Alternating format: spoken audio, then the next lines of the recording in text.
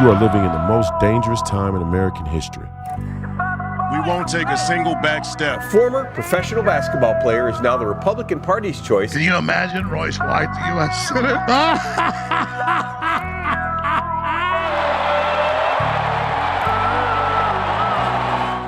White won the endorsement on May 18th with 67% of the vote. There's nothing that guarantees we win, but I guarantee you if we lose, we will die.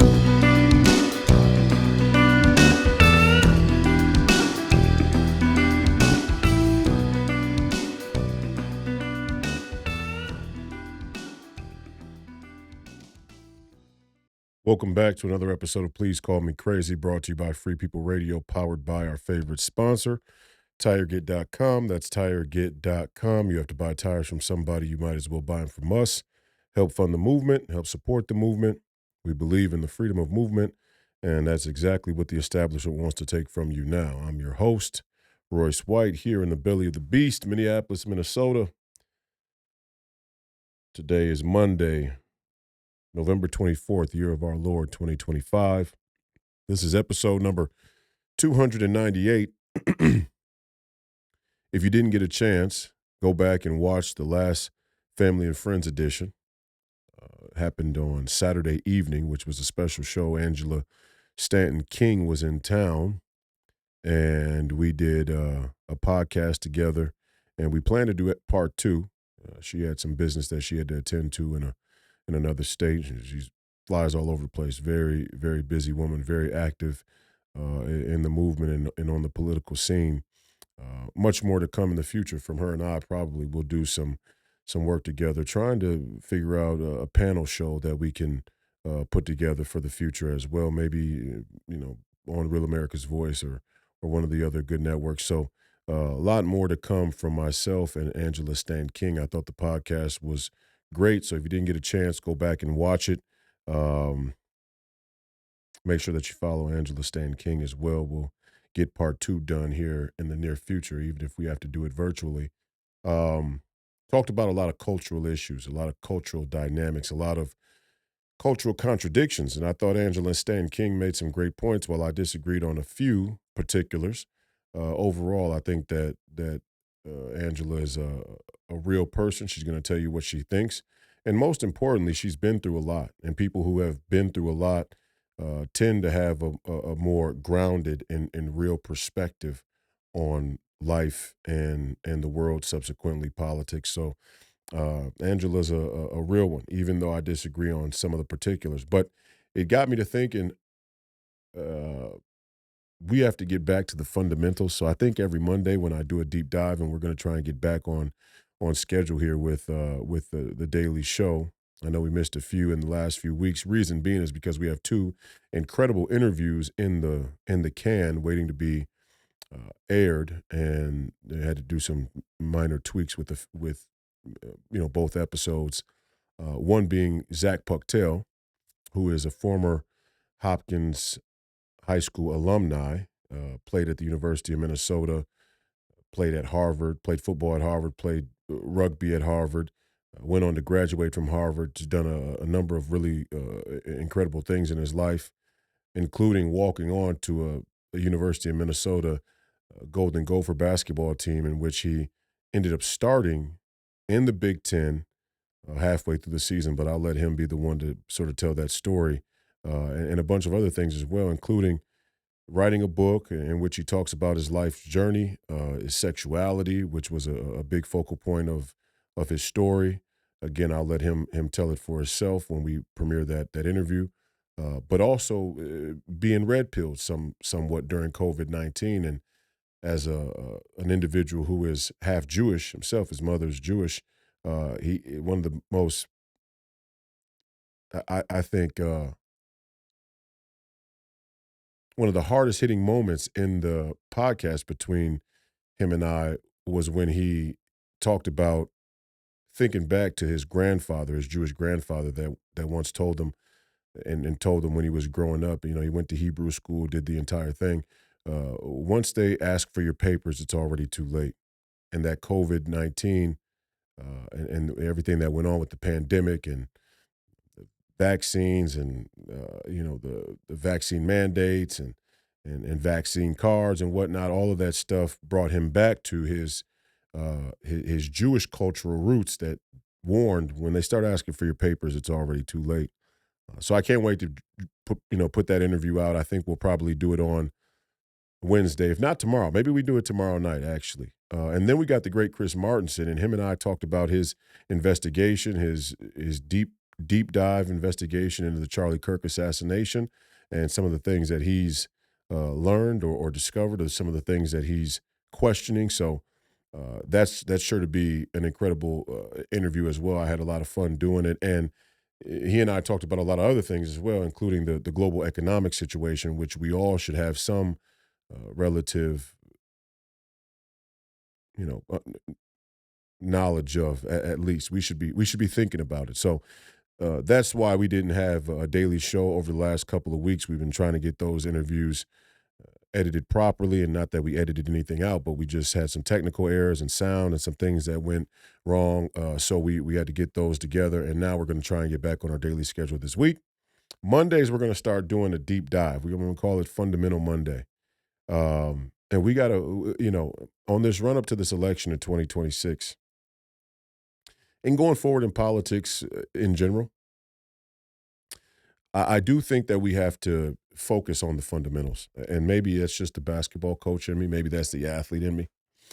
When I started MMA, I didn't just jump straight into professional practice with the, with the seasoned veterans, with the professional mixed martial artists. I started in what they call foundations at the academy, Brooklyn Center, Minnesota Martial Arts Academy under the great Greg Nelson. I started off in foundations, and I spent some weeks in foundations just learning the basics, and they watched me and they helped me, and before you knew it, I got a fast track because I'm a former professional athlete. They know what my ambition was, and to fight professionally, compete professionally, and I still will. In fact, I'm chomping at the bit here to get a fight this year, before I turn 35. I'll be 35 in April.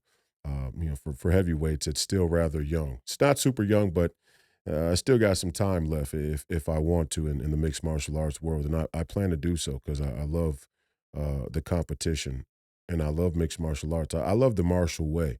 It's really important. But again, you have to learn the fundamentals. I think we have the same crisis of fundamentals in this country, culturally, philosophically, spiritually, even in our Christian community. We have the same crisis of leadership, and we have the same crisis of fundamentals. So on Mondays, we're going to be doing fundamentals. Today, I want to talk about parenting. And this all sort of stems from an X Spaces that occurred on Friday evening, I want to say. X Space is called Minnesota Speaks. Shout out to Minnesota Speaks. They're doing a great job trying to get people involved and active and having the necessary conversations about politics and policy. So got a lot of respect for them, and hopefully I can join their space one day as a guest. I kind of dropped in, as a listener, and then became a speaker, and I was able to have somewhat of a brief conversation with a potential governor candidate here in Minnesota named Kendall Qualls. If you know Kendall Qualls, he ran for governor before, more or less. Didn't get the endorsement in the 2022 cycle with Scott Jensen, and when Scott Jensen ran. Now him and a bunch of other people are going to run again. And, Kendall Qualls' wife, Sheila Qualls, is a commentator or a pundit or a writer over there at Alpha News. And I've made my opinions about Alpha News known, and we're going to discuss some of that here. But my point is we're in an X Spaces, and Kendall made a sleight of hand comment about my parenting or about my children, and I took great offense to that. So I jumped into Spaces and I confronted him about it. I asked him a direct question, and I asked what his comment was because I didn't hear the comment. I was told about it by a third party.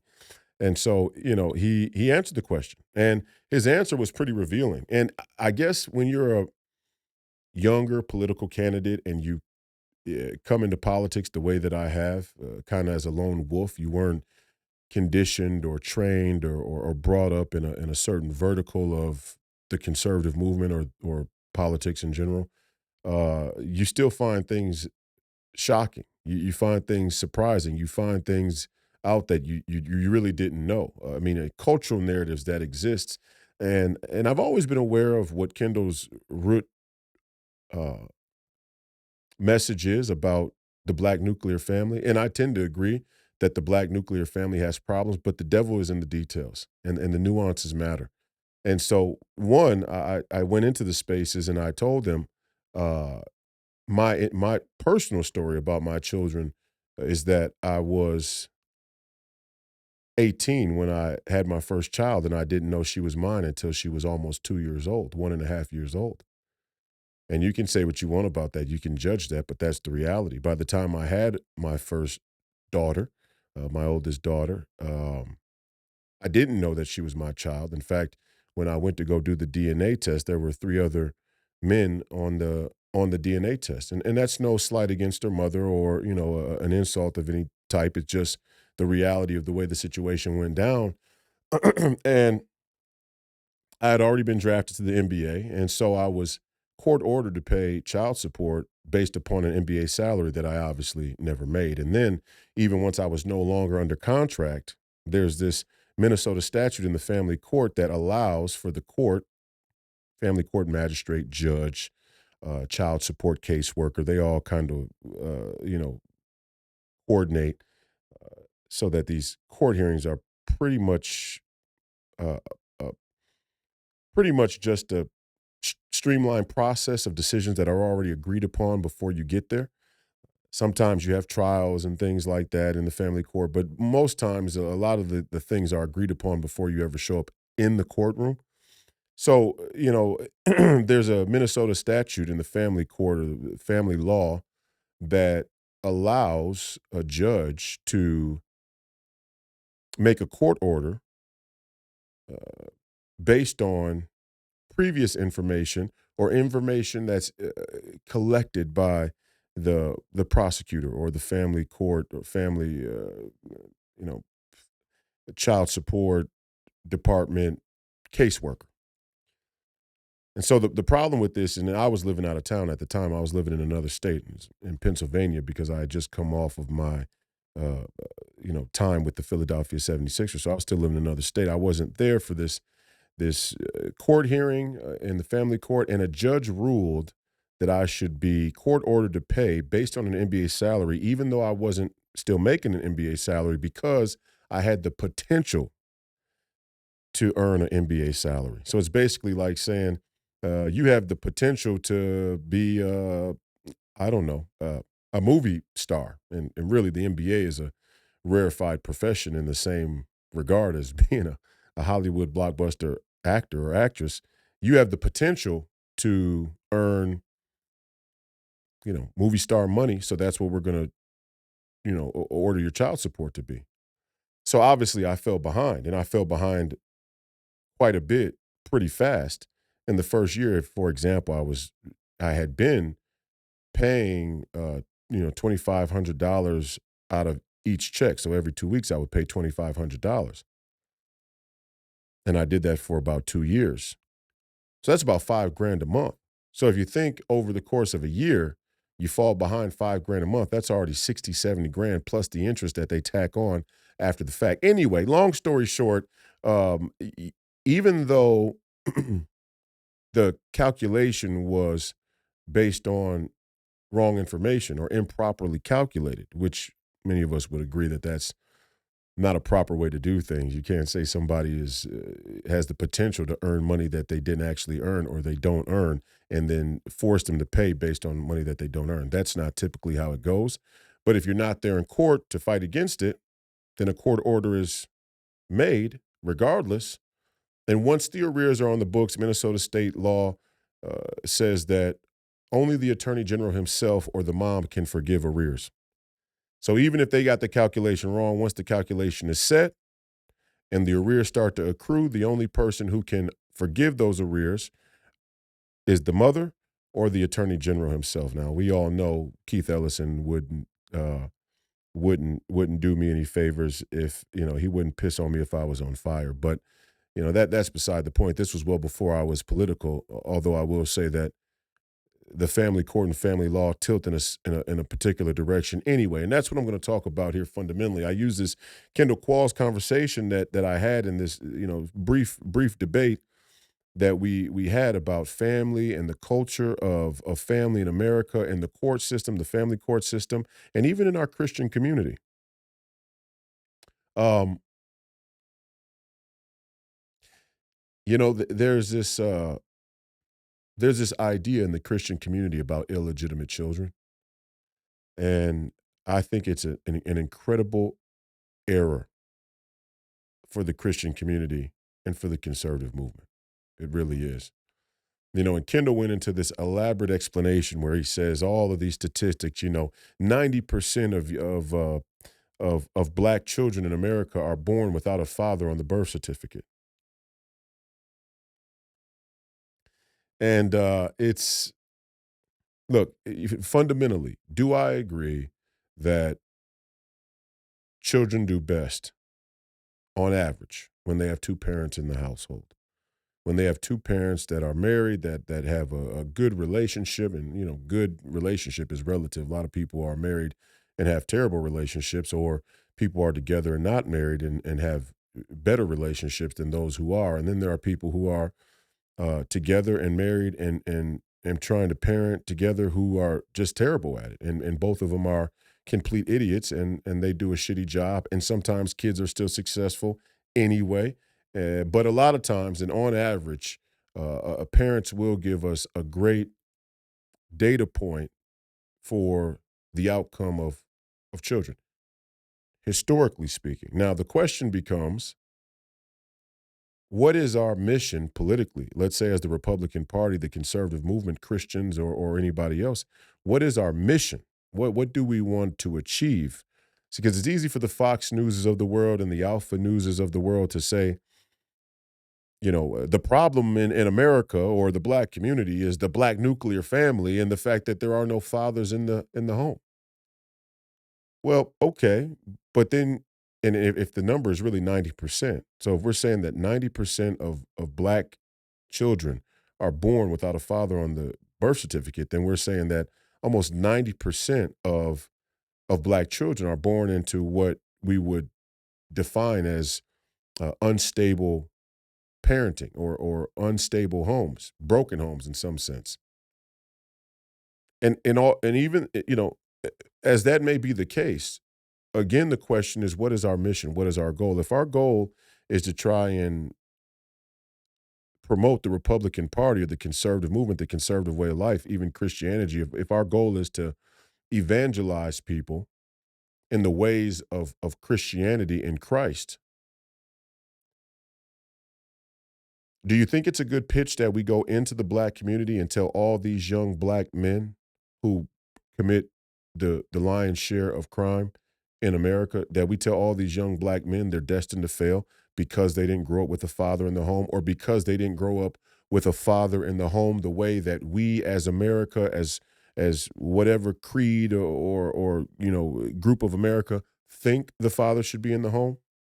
Is that a good pitch? Does that seem like it's going to be successful for us to really create a scapegoat for all these young blacks? See, I don't like it. I think it's a scapegoat, and I told you guys before that my pet peeve in life, maybe that my greatest pet peeve is scapegoats, and I think it's a scapegoat. I think it's creating an excuse for young black men that again uh, are told this from a young age, not only from the media, but even in the home. And if they've had to go through any family court situation, usually family, extended family, is involved in some way in helping the mother, or is involved in the caretaking of the child. And the conversation in front of the child usually includes an opinion about the parents and their relationship. So young black men are told from a young age these statistics about their fathers not being present, and what that might eventually lead to. And my question is, what a thing to tell a young man. The party of accountability, individual accountability, also wants to tell young black men that they're destined to fail. They're destined to go to jail. They're destined to be criminals. They're destined to die or be on drugs because their fathers weren't in the home in a traditional and conservative way. What an incredibly irresponsible thing to say to a young man that you want to be responsible for his actions. I don't create those excuses for young black men, and I don't think that we should as a culture. Fundamentally, again, this is Fundamental Monday. We're talking about fundamentals, parenting, culture, the conservative movement, the Christian community, fundamentals. Do we want to tell statistics aside, do we want to tell young black men in this country that they are destined to fail, that they're expected to fail because the statistics say if they don't grow up with a traditional family or father in the home, that's what will happen? To me, this is an obscene thing to say to young black men. What I would say to young black men is it doesn't matter what your family life was like. It doesn't matter if you had two parents, no parents, if your parents worked two jobs, if your dad was in the military and was never there, if he was a doctor, if he was a traveling businessman, if your mom was a stay-at-home mom, whether she was a foster mom to a bunch of other adopted kids, and you lived in a small house or a big house or whatever the case may be. No matter what your situation is, there are certain things that you should do and there are certain things that you just shouldn't do. Robbing people is something you shouldn't do.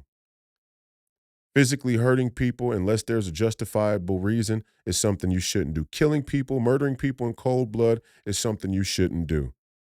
Drugs are something that you shouldn't do. These are things that we should safely be able to tell a young man, regardless of whatever his upbringing was. And this is the problem that I've always had with the conservative movement. And this is why, underneath the surface of the fact that we gave our schools over to the liberals and the Marxists and the communists, and now they're Satanists and transgender jihadists, besides the fact that we've given our education system over to these people ideologically, philosophically, spiritually, the other problem with the conservative movement is that we haven't sorted out these fundamentals for ourselves. It makes it very hard for us to go into these communities and have any real traction, have any real genuine and authentic engagement. You know, we'll send a black country club uppity, and I'm sorry to say it, there's nothing wrong with talking proper. I talk proper. There's a way to talk proper. There's a way to talk ghetto. There's talking ghetto. There's Jasmine Unbelievable Crockett. But then there's Tim Scott. And people like Tim Scott. I don't like Tim Scott. I think his persona's fake. And it's not fake because of the way he talks. It's fake because the message is inauthentic. The message doesn't deal with reality. Larry Elder, I like Larry Elder. I think Larry Elder is intelligent. I've defended Larry Elder on this show before. I defended Larry Elder few years back when he went on the Breakfast Club and they were extremely disrespectful to him and they were extremely disingenuous in the way that they attacked his ideas. Larry Elder's a very intelligent individual. And I respect some of the things that he has to say, but the reality is the Larry Elders of the world have had trouble leading the conservative movement back into the inner cities for this very reason. We tell a half story. And the half of the story that we tell that's true is undermined by the half of the story we tell that isn't. The half of the story we tell that isn't true is intended to protect the very corrupt status quo we say we want to change. And that's true across the board of politics. It's not just conservatives. We know who the liberals are. We know who the Democrats are. And I'm going to talk about that culture, that ideological worldview and the pervasiveness in the black community in a moment. But the two are connected.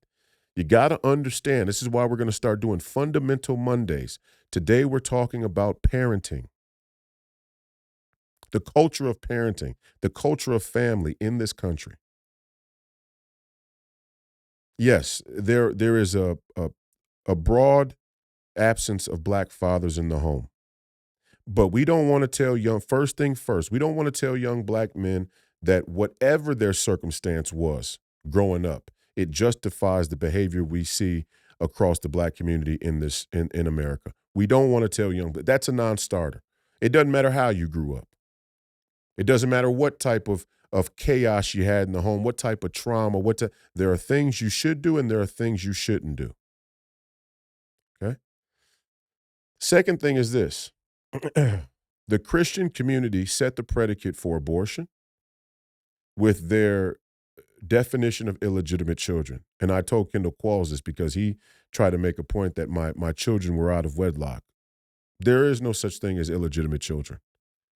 Every child is a child of God, especially for our Christian community. This is a very unchristian idea, illegitimate children. And it was the predicate for abortion because back when abortion first became an option and first became popular, we were a much more Christian country. And our communities and the social expectations and standards were greatly set by what came out of a more traditional American family life, which was rooted in Christian faith. In the 60s, in the 70s, when Roe v. Wade was first passed, there were plenty of young women who had abortions because it was seen uh, uh, it was seen as unbecoming or improper or any other number of ways you could say it to have a child before you were married. And there were plenty in the Christian community even. This was a predicate. There were plenty people in the Christian community, plenty Christians who were so concerned with how they would be perceived, how they would be judged within the Christian community if their child, if their daughter had a child out of wedlock, that some of them encouraged abortion.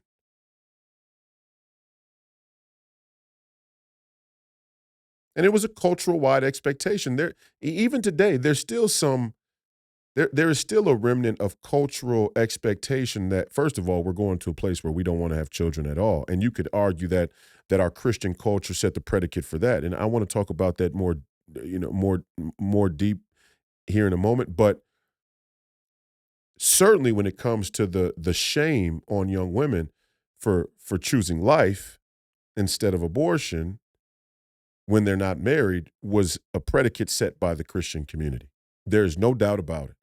Now, I know that's hard to hear. I know people hear that and go, whoa, this is completely different than the narrative that right now the narrative is pro-life, pro-choice. The pro-life movement, the pro-life idea and worldview is rooted in Christianity and Christian faith, the sanctity of life. The pro-abortion movement is rooted in a sort of anti-human women's liberation, freedom of choice, bodily autonomy, sort of scientific argument that a clump of cells isn't actually life. Okay. We understand that mainstream schism, that mainstream dichotomy, but the devil is in the details. And even to this day, there are Christian candidates like Kendall Qualls who argue that a young man like myself who has 4 healthy, beautiful children should be ashamed because none of them happened in wedlock. And there's a Christian conservative movement all across the country that would look to shame, let's say, a President Trump, for example, because he has 5 kids by 3 women. Now, they'll accept President Trump because they have to. He forced them to. He made himself so big they can't ignore him and they can't dismiss him. But they will do it where and when they can to this day. And I just look at them and say one thing. Again, fundamentally, it's not a Christian idea. Every child is a child of God. Every child has God's fingerprint. Now, if you choose to have an abortion, again, that's on you. That's your choice. And as long as the law of the land is the law of the land, women will have that choice in certain jurisdictions. And that's a personal matter for the most part. And everybody has to deal with God personally as well. My point is that the cultural narrative we tell says one thing, but then it operates another way. It operates differently. And we have to check that in the Christian community. We have to get back down to the fundamentals and say, why did this country lose its way? Why has this country lost its Christian ethic? Why has this country lost its moral fabric? Why has this country lost its sanctity of life? Why has this country become a military industrial machine? Why? What are the cultural touch points? What were the issues? What were the topics that we capitulated on, we conceded where we should have planted a flag and held the line? We should have drew a line in the sand and we should have held that line. There are a lot of them, but again, there is no such thing as illegitimate children. As soon as you say there are illegitimate children here, because they were born out of wedlock. It justifies that there are illegitimate children somewhere else because of what some other people believe, and now it justifies us to drop bombs on them as a matter of business and inventory. Predicate. Predicate.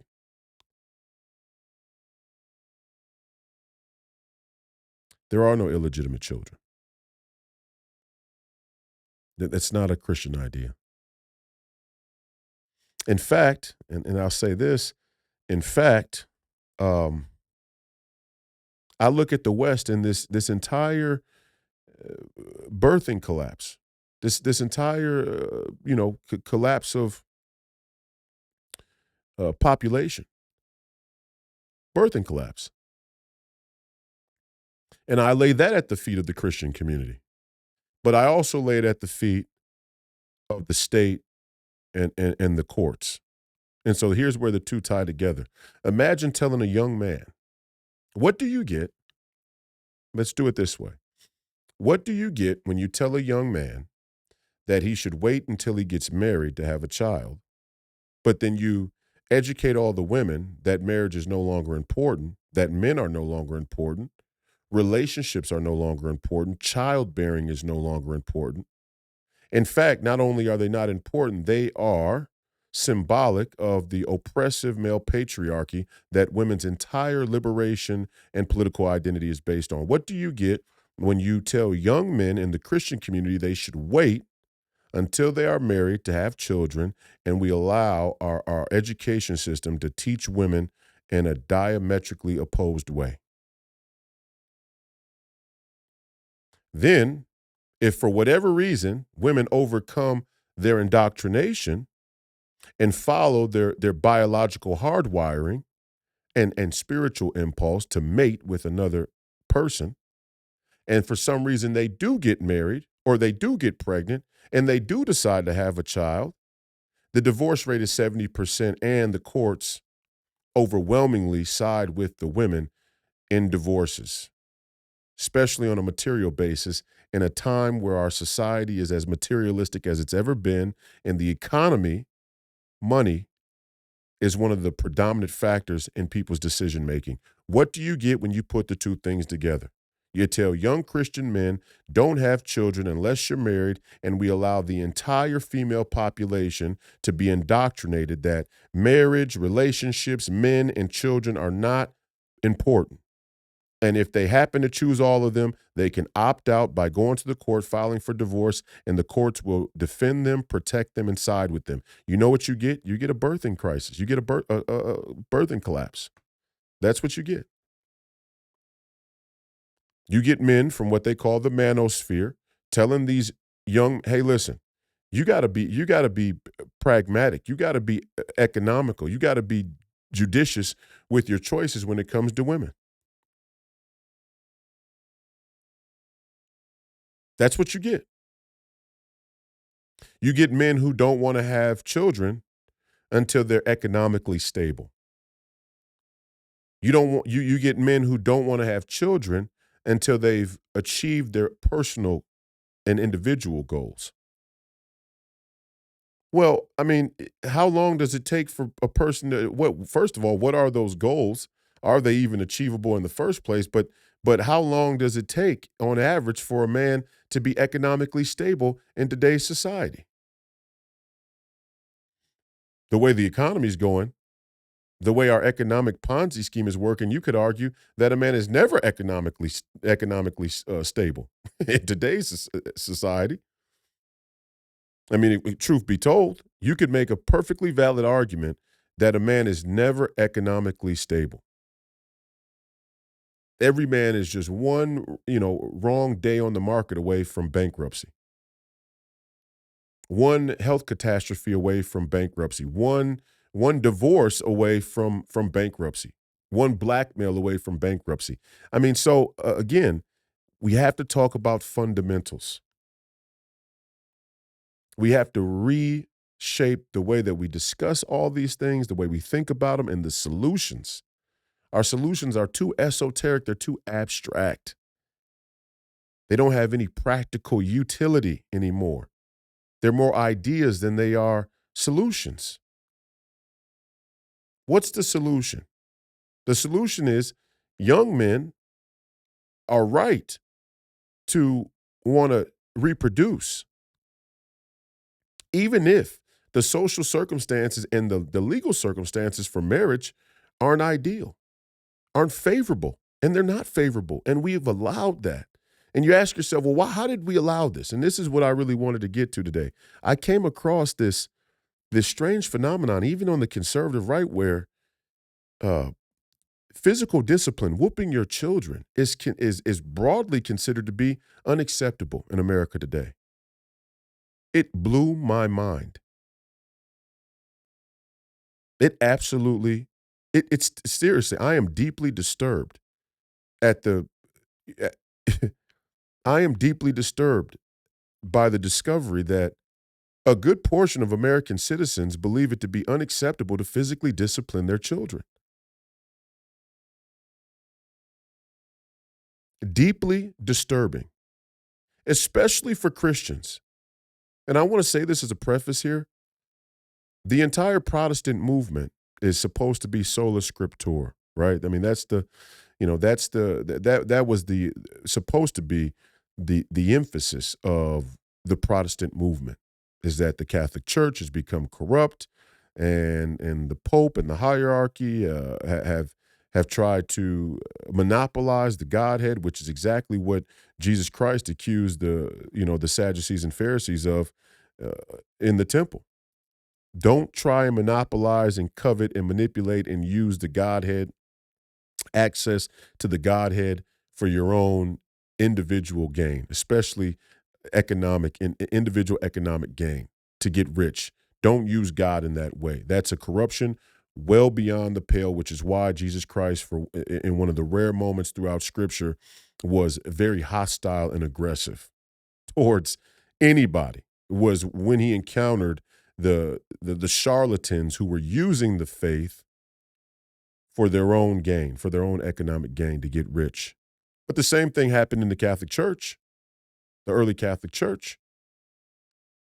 And there should have been what we would call today politically a precinct strategy in the Catholic Church. There should have been an organization of Catholics in the Catholic Church that led a reformation within the Catholic Church to displace that corruption. Now, early Catholics didn't have the knowledge, or they didn't have the political organization or acumen to try and lead that reformation within the Catholic Church. So a lot of them broke off, and there's the Reformation, the Protestant Reformation. And the idea was that the Bible itself was influenced by God. The Spirit was the Holy Spirit influenced the Word, and so the Word itself carries enough weight, enough value, enough connection, enough divine connection to God, that the Scripture itself will get us through until we can create a church or an establishment, an institution that has rid itself of the political corruption. Understandable. But here's my issue with it. One, I do think it was a grave error fundamentally from the outset. Now, I wasn't there, so can I really be the judge? No. From what I read, I believe Martin Luther and the rest of the Protestant Reformation should have led a reformation within the church. They should have done exactly what President Trump has tried to do in the Republican Party. They should do exactly what Black Americans need to do within the Black communities and their political, leaders and hegemons. Every group of people in every nation or every organization have a duty, you could say a duty, to push that organization to participate in that organization in a way that is going to lead that organization to righteousness, even if it's at times confrontational, even if at times it causes confrontation. So that's what I believe should happen. But okay, sola scriptura, the Scripture as is. Every time I hear these Protestant pastors and preachers speak, they're always giving me their interpretation of the Word. The entire Protestant movement, the entire Protestant community is based on pastors and preachers giving us their interpretation of the Word. Somebody tell me, say I'm lying. Tell me. in the comments. If you're a Protestant, it's no disrespect because again, I've already admitted and acknowledged the corruption in the Catholic Church. I think Catholics are um, uh, uh, much more willing to criticize the hierarchy or the standard or the norm of the Catholic Church, the institution, than Protestants are their individual places of worship. For example, the great Archbishop Vigano, and I'm trying to set up an interview with him right now with an interpreter. I think it would be incredible for people to hear a Catholic bishop who is respected worldwide, has been at the height of the Catholic hierarchy, who is openly and publicly critical of the Catholic Church today. Says there's a deep church, says there's the same problem with a sort of international, shadow church that there is with the government. And I believe him. And I agree with him. And a lot of Catholics do. Now, will they still go to the Catholic Church and pray and say the rosary and show up to mass and take the communion? Yes. But it doesn't mean that they don't realize or they don't see that corruption does exist within the institution. Protestants are very reluctant, universally, very reluctant to criticize their own institutions in the hierarchy of them. And again, this is fundamental. Sola scriptura. Why is it that every Protestant pastor or preacher gives us their interpretation of the word? And I'm not saying that you shouldn't, but at least have the dignity, the integrity to admit it's not sola scriptura then. That there is some nuance and some detail. And when we decide and when we are selective with that nuance and detail, it opens up the door for conversation about the interpretation of the scripture. For example, it says plainly in the scripture, do not spare the rod. Back to my original point about parents whooping their children. In Isaiah 3:12, it says, my people, oppressed by their children, ruled by their women. Your leaders have misled you. You've been misled. You've been turned from the path. My people, oppressed by their children, ruled by their women. And I came across this phenomenon. I put this poll. First of all, I had a conversation about it with somebody. And then I started to think, I said, well, let me ask the public. I want to know what people really and then I put a poll up and I said, has it become unacceptable to whoop your children if they're disrespectful? And 60% of the people in the poll said yes. And some of you in the audience may believe it's unacceptable to whoop your children, but the scripture doesn't say that. Oppressed by my children, my people, oppressed by their children. How can you be oppressed by your children? The only way to interpret the oppression from children are children that are not parented properly, that don't have a sense of discipline or a respect for authority, and become tyrannical in their behavior. And there used to be this show, Super Nanny, and I went back and I was watching a few clips from Super Nanny, and even that show itself is kind of a psyop. There's like it's like, well, you got to be stern with the kid, but don't whoop them.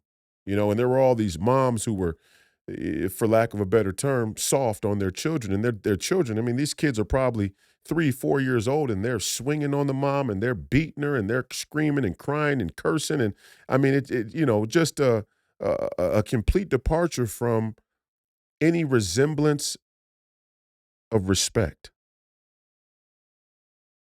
And the super nanny's like, what are you doing, mom? You have to assert yourself, but don't whoop them. And it's just like, it is deeply disturbing to me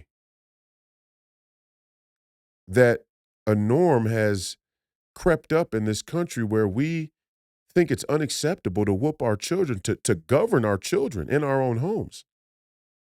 Again, I use the word predicate.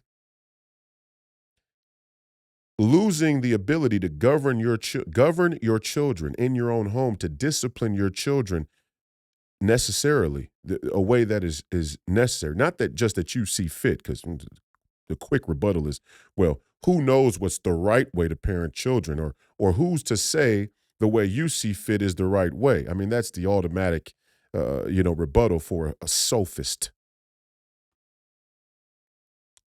If you can't govern your children in your own home when they're disrespectful, and I mean blatantly disrespectful, we'll talk about the nuance in a moment, but I mean when they're blatantly disrespectful or, God forbid, physical with their parents. When you can't govern your own children in your own home, that was a predicate for the schools, government, the schools to be able to tell you or not tell you when they want to vaccinate or transition your child. You losing the ability to physically discipline your child, to have the neighborhood, the community, public consensus, or and at the last stop, the government, you losing the ability to govern your child and have these groups of people judge your parenting in your own home was the predicate for the public schools, by public consensus, to vaccinate or transition your child without your knowledge or consent. Predicate. Fundamental Mondays here on Please Call Me Crazy. Predicate. And again, I said this past weekend on Real America's Voice. The only way you can explain how a predominantly Christian country, and we are a predominantly Christian country, people say, oh, well, the founding fathers didn't want us to be a Christian country. Regardless, the predominant faith in our country has been Christianity and still is to this day, although people are pretty, fast and loose with their Christian identity, their Christian faith, or what Christianity means in general. I see transgender jihadists that are standing up at the altar preaching the word of Christ. So it's getting a little strange out there in the wild. But predominantly, people identify as Christian. The only way you can explain how Marxists and Satanists took over our country is that Christians were too soft. And this is a great example. This is a great example. I've come across this corner of the internet where there are conservative Christians, quote unquote, conservative Christians who say it's unacceptable to physically discipline your child when they're disrespectful. Deeply, deeply disturbing. And it gets better. It gets better. We're doing deep dives on Monday. On Wednesday we'll do the clips episode, and I'm going to bring some clips of some kids who should be getting their ass whooped. Okay. Tomorrow we're going to do the interview. On Friday, on Thursday we're going to do the interview with Chris Martinson. On Friday we're going to do Hebrews. But today and on Mondays we're going to start doing Fundamental Mondays. Fundamentally, what happened to this country? Why has this country slid into decay? And if you don't think that it has, if you don't see the problem with this country, maybe the best example is our willingness to give over to artificial intelligence, even though we know how perverse it is. For example, the artificial intelligence that manipulated a 10-year-old child to kill themselves. The artificial intelligence. I don't know if you saw this woman, I think her last name is Garcia, who was on War Room, and she talked about losing her son to suicide, and he had become deeply involved with a chat AI character bot. She didn't even realize how deeply involved he was with this chat AI character bot, who was extremely inappropriate, sexual, and seductive in its language. And at the end, he kept the AI, whatever. I mean, there is no he or she. The AI, genderless AI, presenting as a seductive woman, because when you're a young 10-year-old boy, your biological impulses tend toward the average. All of this non-binary, transgender woo-woo. Most young boys are attracted to young women and young girls, and most young girls are attracted to young boys. It's been the way of the world since time immemorial across the animal kingdom. There are exceptions, but the average is the average. In the final days before this young kid this young boy, 10 years old, committed suicide. The AI chat character bot kept saying things like, "Come home to me. Come home to me. Come home to be with me."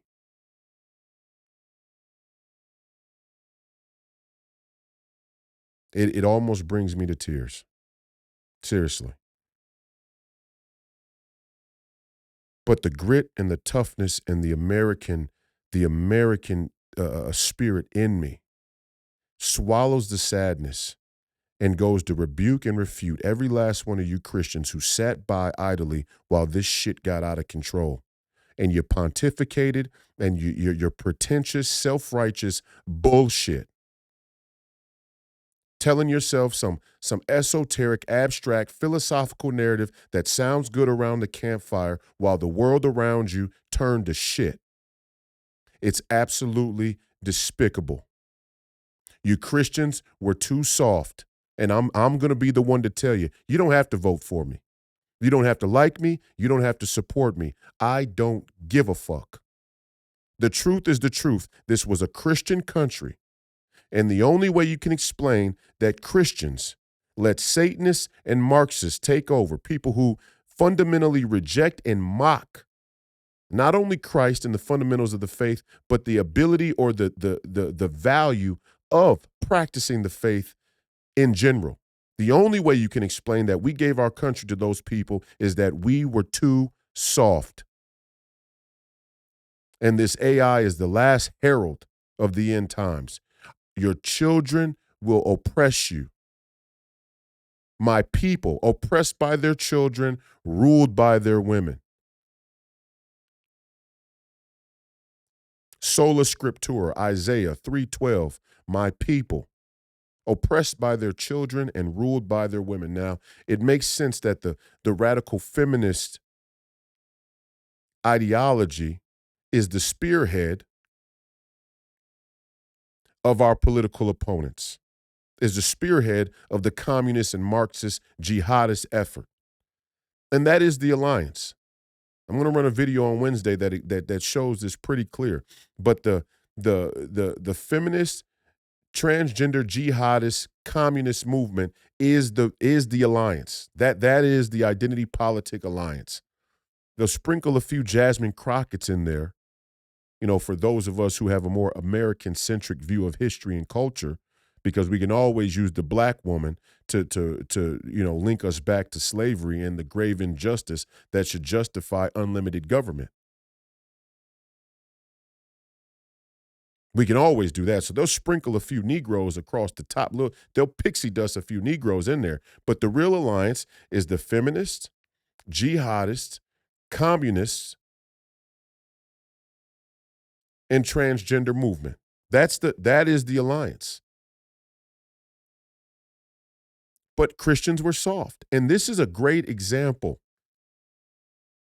It's not okay to whoop your children when they disrespect you. Have you people lost your minds? It hit me all at once when I saw the results of the poll. I thought to myself, well, we don't have to go much further than this. We don't have to go much further than this. And it's an extension of the feminist movement because, and Professor Penn said this to me, and we'll do the Hebrews on Friday, like I said, and I want to talk with him about it as well.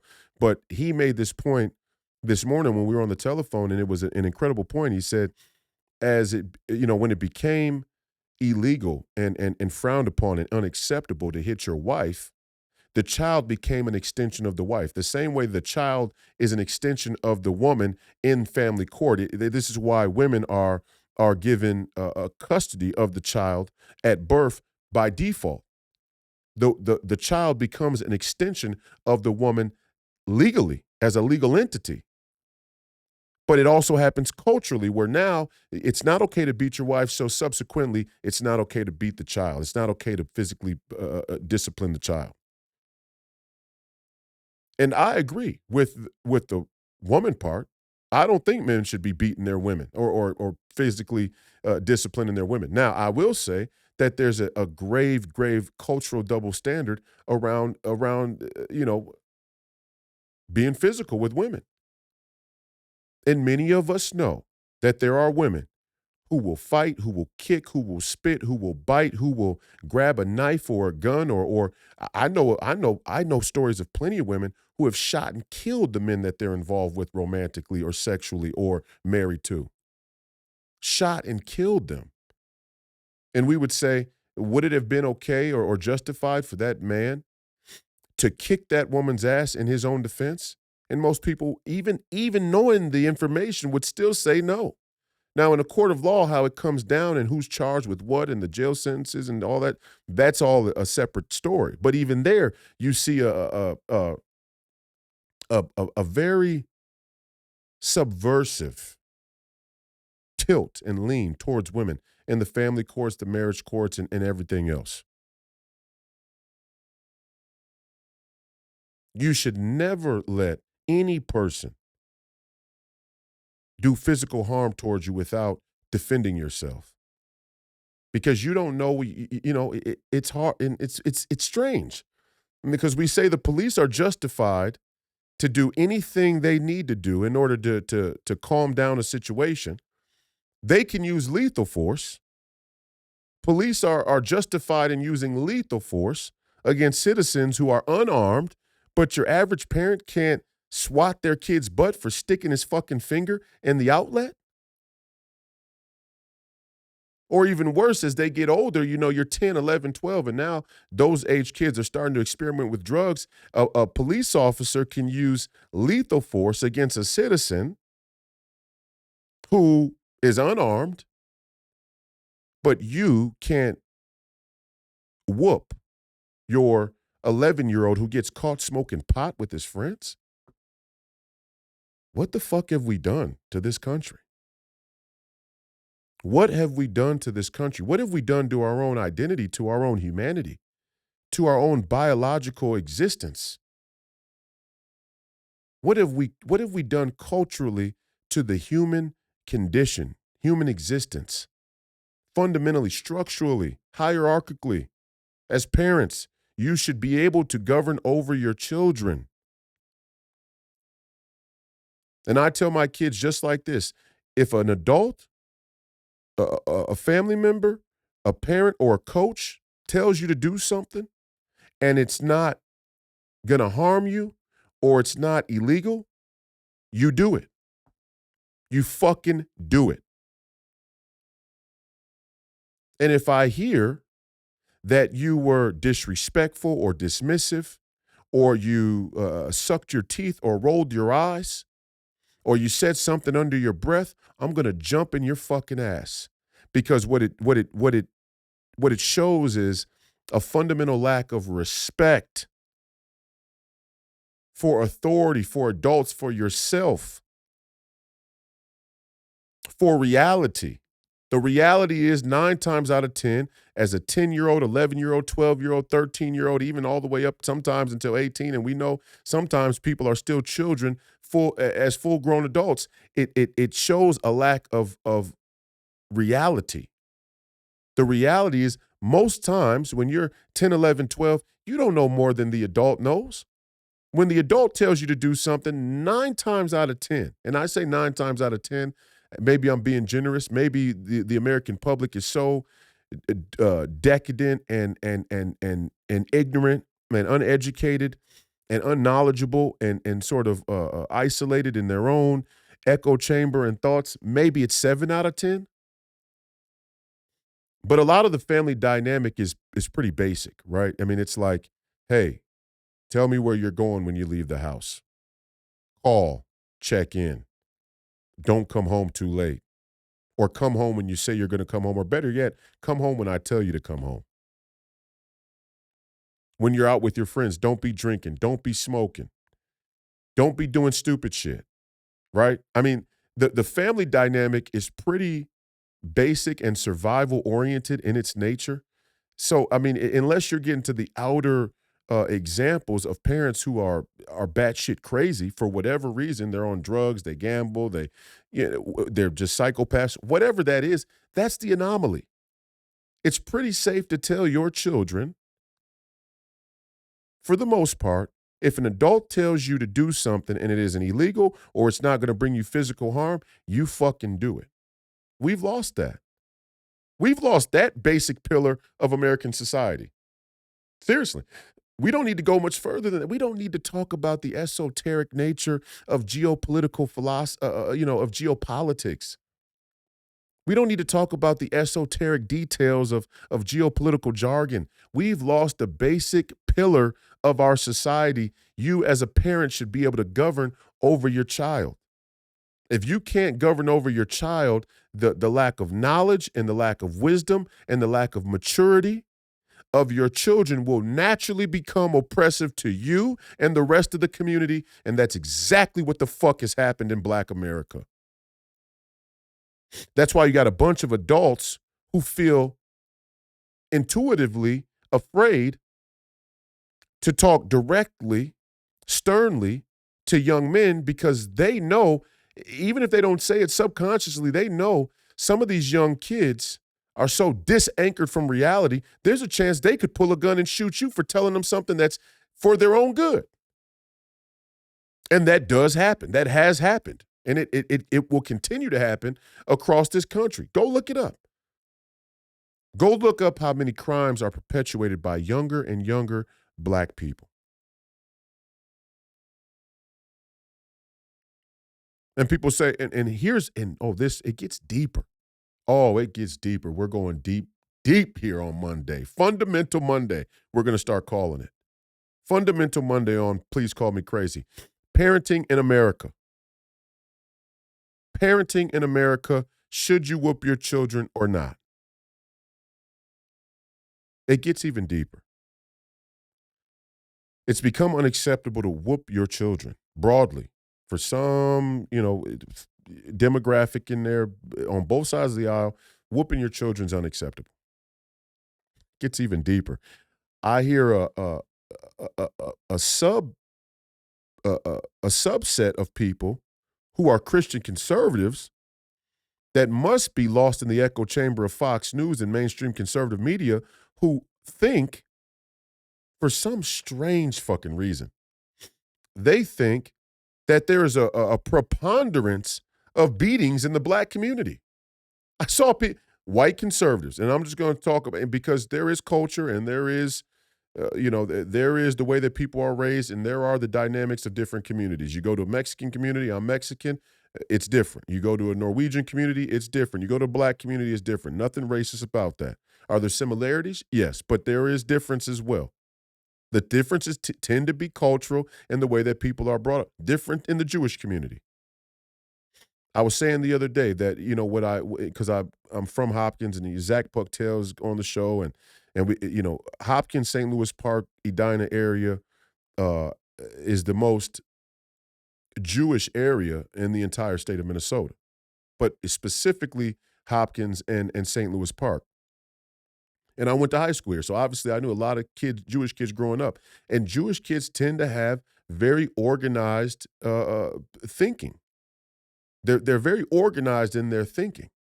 And I don't know if it's the emphasis of education or what it is in their community or from Hebrew school or whatever it is. It's the same thing with Chinese students. And I'll be damned if we let 600,000 Chinese nationals come into this country and flood into our universities, no matter how organized their thinking is, okay? But they do have organized thinking. And so culture matters, and the way that people are brought up culturally has an impact. So my point is that, there is a conservative movement, a white conservative movement that for some strange reason, believes there's a preponderance of beatings in the Black community. I had one white person tell me that, Black people beat their children and that conditions them toward violence. Shut your fucking mouth. Shut your fucking mouth. You have no clue what you're talking about. You turn the fucking Mark Levin and the Sean Hannity off, and you go outside and you touch fucking grass. You have no clue what you're talking about. You're doing two things. One, you're lying. You're talking about something that you don't really know about. But number two, All you're doing is presenting the Republican Party and the conservative movement as a group of people who have opinions about a community they want to engage with and reach out to, but they have no real clue what goes on. Let me tell you from experience, because I grew up on a crack block. Okay, I grew up on a block where they sold and used crack. I grew up in neighborhoods where they sold and used crack. Let me tell you something right here, right now. There is not a preponderance of beatings from parents in the black community. That is a fucking lie. I was shocked to even. I thought to I'm telling you, I was disturbed. I didn't even sleep last night. I was so disturbed because it showed me how effective the propaganda can be. How effective some of these cultural narratives and how unwilling people are to stand up, tell the truth, and push back so we can have some resemblance of a conversation rooted in reality. There's no wonder we got to it's no surprise that this country is in the position it's in when I hear things like that. People really make the argument, white conservatives in this country, white Christian conservatives in this country, no offense to you, there's nothing wrong with being white, conservative, or Christian. There is something wrong with going around, pushing propaganda that has no basis in reality whatsoever. There is not a preponderance of beatings in the black community, in the hood. The problem in the hood isn't physical discipline. The problem is no discipline at all. That has been the problem in the black community. And I'll tell you from experience. I know the kids who were gang banging. I know the kids who became kingpins. I know the kids who were shooting people. I know the kids who have bodies on their. I know the kids who were doing the shit. I know them. And for a lot of them, I know what their home life was like. Did they get a beating every now and then? Maybe. Probably, and rightfully so.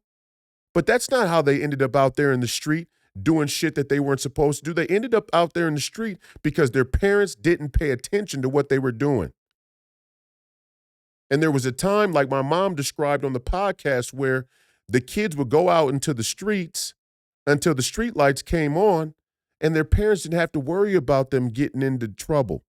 Or they got into trouble, but it was minor trouble relative to today. As time has gone on, since the Civil Rights Act, since the industrialization of gangster music and let's say firearms even, okay? There's a difference between switches and a rusty 38, okay? A 38 revolver and a pistol with a switch modifier. There's a big difference in that. And if you don't think there's a difference, something's not right in your head. And I'm as pro-Second Amendment as it gets. I'm an absolutist. I think people should be able to have whatever type of weapon they want. The question is the culture. And the problem is, as kids started to go outside and their parents, again, I told my mom this. I said, I think it was a mistake. Because you guys were raised to be able to go outside and do what you wanted to do in some regards, and you came home and your parents didn't have to worry about you getting into what you would call a degenerate type of trouble, a trouble that's rooted in wickedness and a sort of demonic influence. You know, regular trouble is I went out with my friends we were on our bikes and we threw toilet paper. You know, we TP'd the neighborhood, the neighbor's tree. Annoying, yeah. You know, still wrong. Probably still should catch a beating if you get caught, to be honest, because it's disrespectful and it's inconveniencing somebody else on their property, and that is a serious thing. But it's way different than me going out with 10 of my friends and we put on a ski mask and we run into a Louis Vuitton store to snatch bags out. And when we're on the way out, one of us is carrying a gun. When the security guard tries to stop me, I turn and I murder him. There is a night and day difference in that. And we are having trouble.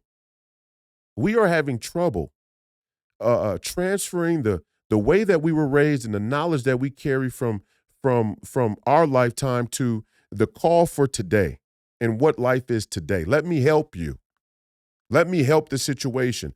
The problem is not a preponderance of beatings. The problem is that parents aren't paying attention, and the world is much more dark, is much darker and more sinister and sadistic and evil than it's ever been. The lack of sacred honor and rules and a fundamental respect for authority in life, what's right and what's wrong, is different than it's ever been in this country. But it was even when I was growing up in the 90s. It started then. There were some kids who you could let go to the park, and they would play sports. They would play baseball. They wouldn't get in trouble. There were some kids, and it started to be a growing number of kids. Every time they left the house, they were looking to get into some shit. And I didn't go hang with those kids for the most part. I didn't want to hang with the kids who were going to get into shit. I wanted to go to the park and play basketball. I wanted to see how good I could be. And when the basketball was done and kids started just kind of stand around and let's figure out what bullshit we could get into, I was getting the fuck out of there. And I've been in my fair share of situations where I was pulled into the mischief. It happens. It happens. They say boys will be boys. Okay, I get it. And we have to start being honest about the black on black crime rate, because it's not 12% of the population; it's 6% of the population. The majority of black on black crime is done by black men. The overall black population is 13%, but the male population is 6 to 7%. So 6% of America's population commit 50% of the homicides. We have a fucking crisis, and it's not young black men getting beat in their homes. How can you say both things at the same time? How can you say, Kendall Qualls, how can you say that there's a crisis of fathers in the home and then say at the same time that the problem is they're getting beat too much?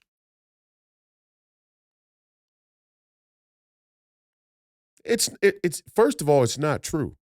If it was true, it would be a transgression against the natural order that fathers should be the ones who discipline their children. In the Islamic faith, they're really strict about this, and this is why if you live in Minnesota, you'll see. And I was taught this by some of the Somalians that live here. Why is it that you'll see a Somali and she'll be in full hijab, and you'll see her, she'll be out at the mall or at a store in a restaurant, and the little Somalian boy will be throwing a fucking fit. I mean, just going, way out of control. And you go, why are they not stopping him from? They don't let the women discipline the boys. They don't in the Somalian, and you tell me if I'm wrong, but I was told this by several different Somalians, because I wanted to check, because somebody, it might just be your family, okay, it might be your tribe, your culture. No, this is widespread, to my understanding. You tell me, am I wrong? In the Somalian community, in the Islamic culture of the Somalian community, they don't let the women physically discipline the boys. Only the men can do that. So if the men are ever not around and the young kids the young boys are acting out, the mom will just kind of pull them along and tell them to stop and put them in the car, and they'll end up leaving. But you'll hear this continuous sort of acting out or lashing out from a young Somalian boy without any discipline, without any physical intervention. Now, I don't agree with that, honestly. But I do understand when people say, hey, these moms who are single mothers tend to lash out and rage at their sons, and it's not received well because it's not the mother's place to physically discipline a young boy. I understand the argument. I don't agree with it. Fundamentally, I don't think that that's the real issue. And there's not a preponderance of black women beating their kids in the black community either. That's not true. That's a bullshit narrative that's just been spun on television. You know what it really is? It's really a way to again create a victim class for black women. That's what it is. I'm just being honest with you. It's a scapegoat. It's an excuse. Again, let's go all the way to the top. Fundamental Monday. We've created a culture from the time where black communities were the most successful, where 40 to 50% of the people in the black community were small business owners. Most of them married. Most of them have kids in the marriage, in the home. We created a situation after the Civil Rights Act where women no longer see marriage as important. They were incentivized to kick black men out of the homes in exchange for welfare, in exchange for the government to help fill the roles of the father and provide assistance economically for security in the home. And then when black women are forced to raise these young black men on their own without the father, they're so frustrated that they beat these kids. They beat these kids senseless, and it doesn't work. And all a mom can do then is cry on the day when a cop shoots her son who's unarmed out there on a routine traffic stop. It's all a part of a fucking narrative. You got to understand. It's sick. It's sick. It's dishonest. It's bullshit. The narrative is bullshit. It's not even a real narrative. Black women are not beating the shit out of their kids in the black community. That is not the problem. The problem is they're not paying attention at all. They have no control because they don't whoop them early. They don't have discipline early. They want to be their kid's friend instead of their parent because they're lonely because of the situation they've created in their own life when it comes to having a companion and I know this is going to make me unpopular. People will say, how are you going to run a campaign on this? This is the real shit. This is just what it really is. You're lonely. You ran the dad off. You had a baby with somebody who it didn't work out with, or maybe you did want to be with, but he doesn't want to be with you, or maybe, you got your own shit going on, because certainly that's possible, although we tend to not think that's, that's the problem, but you got your own fucking problems, and you ran him off. And you keep running guys off one after another, and then The View and Jasmine Crockett and the Shade Room and fucking Real Housewives of Atlanta tell you that it's always the man's fault. Kevin Samuels was the bad guy. It's always the man's fault. You're just this beautiful, perfect specimen. Everybody should be honored and feel blessed to have your romantic companionship, but yet you can't keep a boyfriend or a man.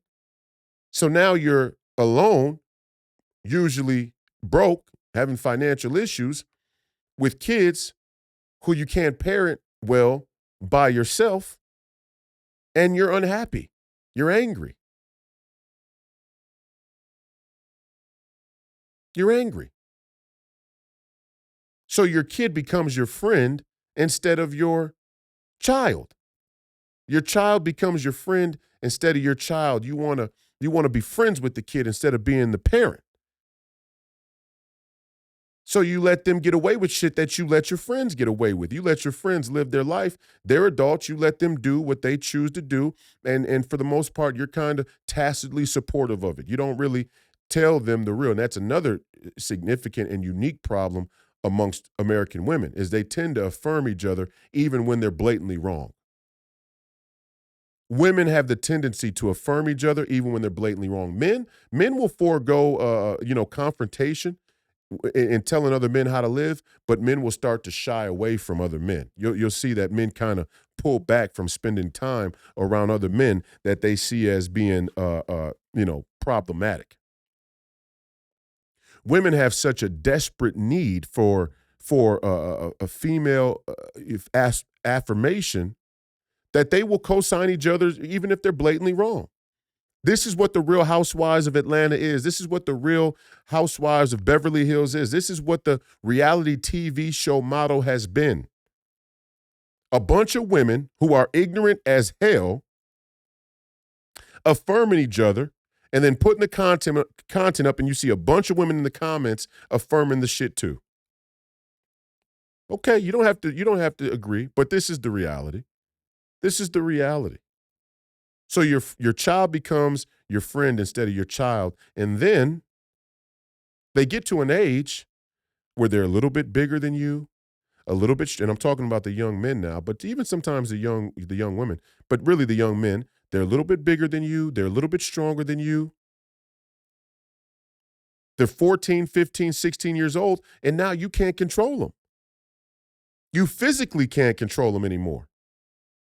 Now, when they get pissed off, they walk out of the front door and they go with their friends or they go wherever they're going, and you have no clue what they're even doing. And you just got to sit back and hope that they're not getting themselves into some shit that they can't get out of. And then one day you get the call and everybody has the same fucking story. I'm so shocked. He was a good kid. I'm so shocked. I'm so surprised. He was a good kid. I can't believe he would be involved in this. Yeah, you can't believe it because you weren't living in reality as a parent. You should have whooped his ass as soon as he disrespected you or swung on you or whatever the case may be. But you didn't. And you didn't do it consistently. And you didn't want to, you gave him to the public school who's going to pass him and not put him in detention when he shows up tardy or when he's goofing off in class or when he disrespects one of the faculty members at the high school. They won't even put him in detention anymore. At least when I was coming up, you did some shit, you got suspended. You got in-school suspension. You got put in detention. You got sent to the principal's office. You were reprimanded. You had to sit out of class. You couldn't go to the Valley Fair end of the school, amusement park field trip if you had gotten in trouble too much because the teachers didn't want to deal with you. We know if you're going to be bad as hell in the school, we're not taking you out to the amusement park where we may lose you and then we get sued by your parents or whatnot because you're not acting right. So even when I was growing up, it was different in that way. Now, they don't even put kids in detention. They don't even let them suspend the kids for fighting, for all kinds of things. They don't even let them give out suspensions anymore. So a lot of these young black mothers, a lot of these black women are waking up one day and their kid's in some trouble they can't get out of, and they're saying to themselves, how did this happen? They know how it happened. They knew the day that their kid bucked up against them, that their young son bucked up against them, and they didn't have the courage, they didn't have the physical strength or energy. Maybe they work a lot. They didn't have the physical energy to properly discipline that child. And it spirals out of control. That's what's going on in the black community. That's what's happening with these young black men. They're not being beat. They're not being beat. They're not being physically disciplined. They're not being disciplined at all. Their mamas have become their friends, not their parents. And I do say the mamas because another, like I said, another interesting dynamic is that there are a lot of black men who are trying to discipline their sons, discipline their young black men, their young black sons, trying to be there as best as they can, even if, the parents aren't married or they're having their troubles or maybe they're married and divorced. I never hear these conservatives, Republicans talk about people who are married, divorced, and remarried and have kids in other marriages. What do you think happens to the kids from the first marriage? It just is a wash? No. You're going to have the same type of strife and strain on those relationships and those parent-child relationships as you do if it was out of wedlock. Let's be honest. And there's a lot of that going on in America as well. But in the black community, there are a lot of black men who are trying to be involved in their children's lives and their sons' lives. And the women are allowed, they are incentivized, they are encouraged by the courts, encouraged by the family courts to push the fathers away, to use the child as a tool to enact revenge upon the fathers, to torment the fathers. My people, oppressed by their children, ruled by their women. Makes me sick to hear this conservative movement preach about the rule of law. Oh, the rule of law is the pillar of the conservative movement. Well, what about when the rule of law undermines the family? So then you have a crossover that the Kendall Qualls of the world can't even deal with. They run. When I went to the X space and I called his bluff, I called him out about the fundamental philosophy of his platform. He jetted out of the space. Oh, I'll see you guys later. Tried to do that pretentious sort of, I'm better than you. I don't have time to get into a debate. Of course you don't, because you're a man with no integrity. You're a man with no backbone. You're a man who doesn't understand the fundamental philosophy of his own platform and worldview. There are too many contradictions you're not willing to deal with. Why? Because you're a grifter. You're on the take. You have, major donors and major donors and lobbyists that are behind your political run. You're a professional politician, not me. And that's why I don't have major donors, because I'll take an hour and a half to let the people know what I really think and give testimony of what's really happening in the community that we say we want to change. And all you conservatives out there, you can like it, you can not like it, you can go bite a hog in the ass as far as I'm concerned. This is the reality. And until we start to deal with the reality, nothing will ever change in this country.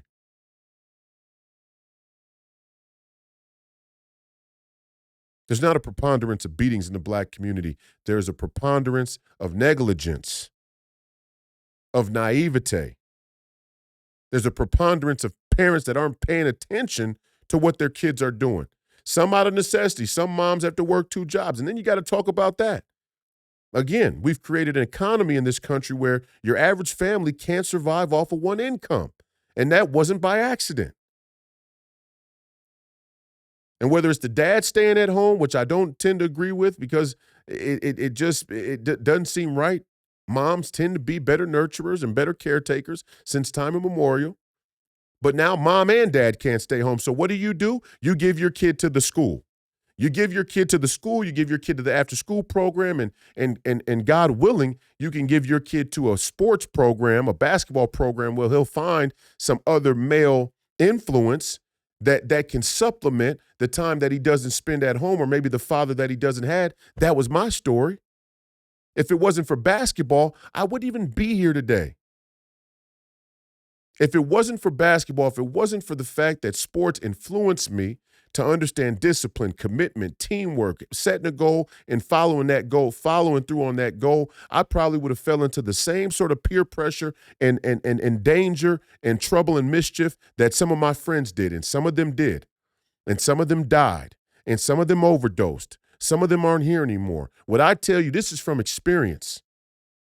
This isn't something that I read about in an article. This isn't something I read about in some academic study. This is something I learned about in college. I lived through it. I saw it. I was there. I was there when a kid from the 7th grade basketball team wasn't good enough to make the 8th grade basketball team. So instead, he turned to the streets, started using drugs, robbing people. And before you knew it, he found himself shot and killed in a street in the neighborhood. I was there. And all the black folks here in the Twin Cities can tell you that I was there. I grew up there. This isn't speculation.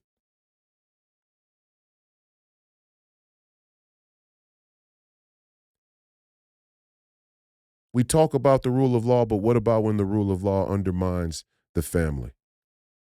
What about when the rule of law undermines the fathers who actually are trying to discipline their children, who will show up when the young boy talks back to his mother, disrespects his mother, or God forbid even swings on his mother or hits his mother? When the father shows up and even the mother says, "Don't hit him or I'll call the police." Because that shit's happening too. Oh, I know. This is triggering. We're in the uncomfortable part of American culture. But again, fundamental Mondays, if you can't govern over your own children in your own home, it's no wonder the public schools thought it would be okay to vaccinate your children and transition your children without your knowledge or consent. It's no wonder.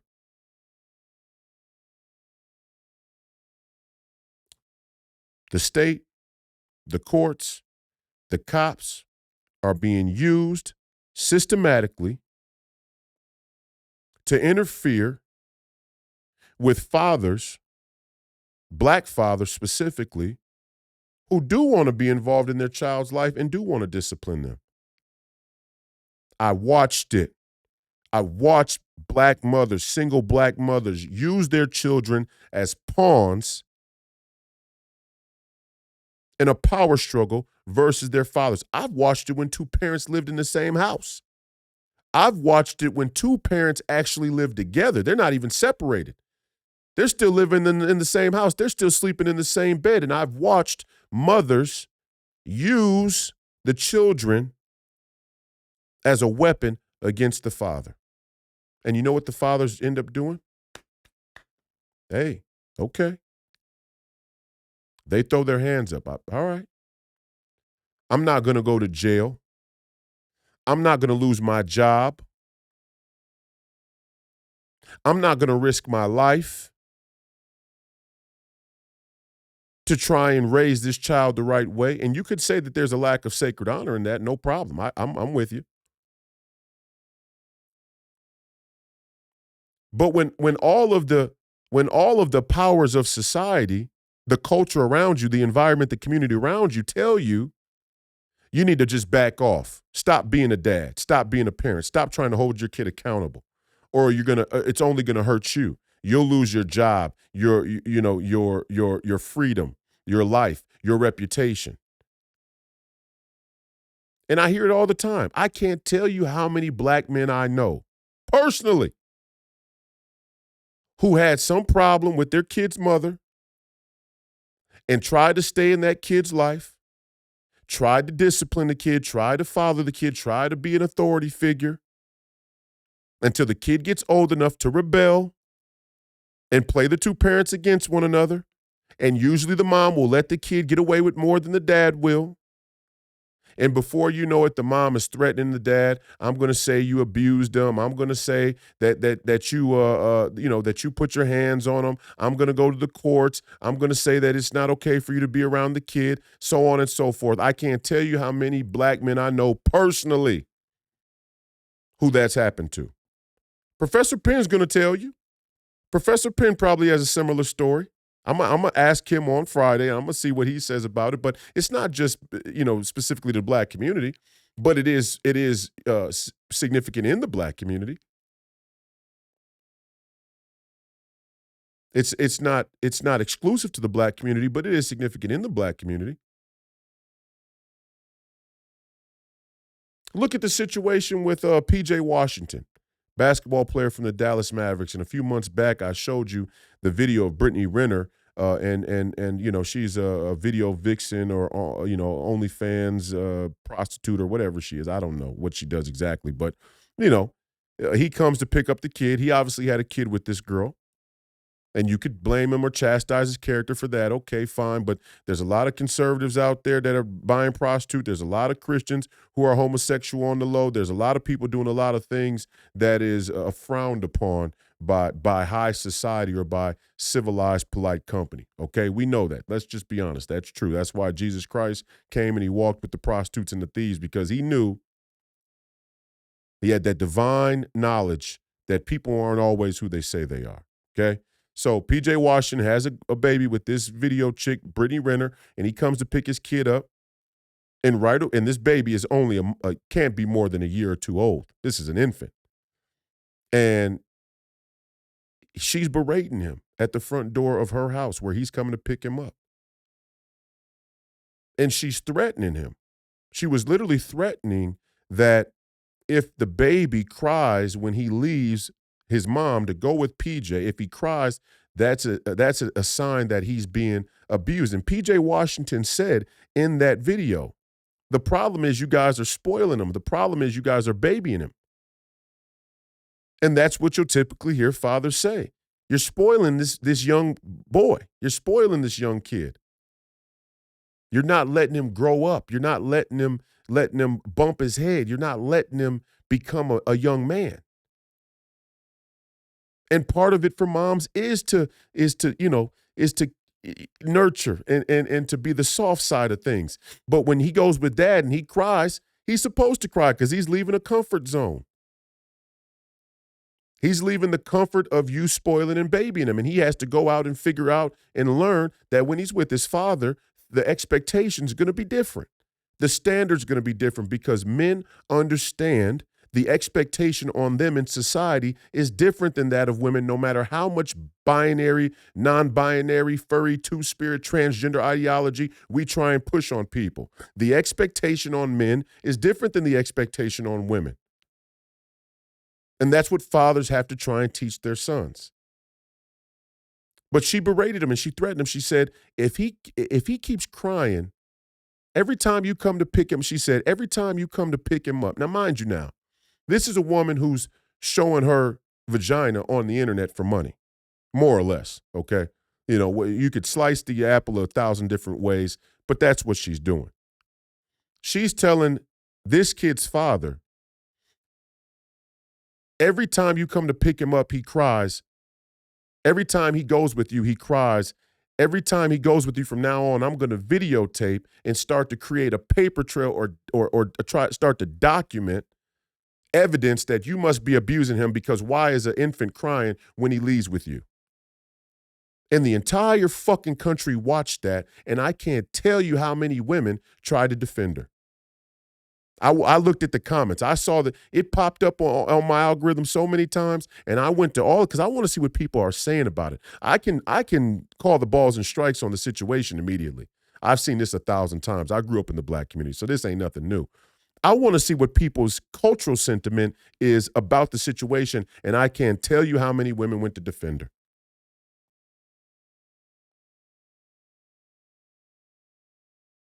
And see, to go back to my point about the conservative movement,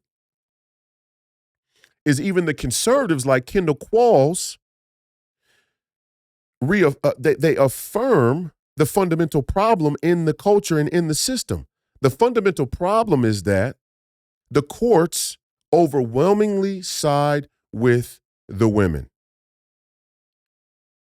They give the authority and the power and the default custody to the women, and they make the men jump through 1,000 hoops to do what they criticize the men for not doing. Now, don't get me wrong. There are men out there that just don't show up. There are men that want nothing to do with their kids whatsoever. They don't make any time. They don't want to be around them.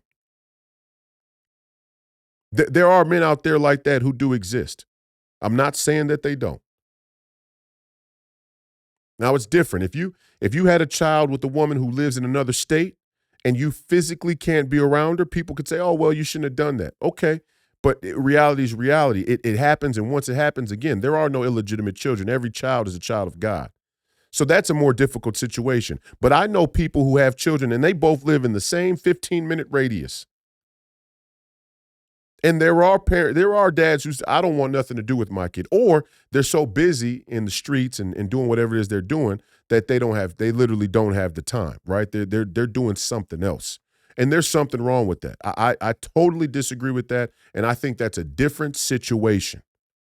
But I can't tell you how many fathers, good, bad, or indifferent, are trying their best to be a good influence on their kids and their mothers out of resent or hatred or philosophical difference, are using those kids against the father. And the courts let them do it. And the conservative movement props up the rule of law, says that the rule of law is gospel, even when it undermines the nuclear family structure or the natural order. And this is where I call bullshit. And I say again, like I said earlier, the Christians in this country have become soft. You don't even believe it's acceptable to whoop your children? I don't mean a little back talk. I don't mean a little attitude. I mean when you tell a young person to do something and they look at you in your face and laugh like you're a joke, they smile in your face and laugh you off like, A, they don't have to do it, but even more, I don't even respect you on a basic, I don't even respect what you're saying. I don't respect your fundamental authority.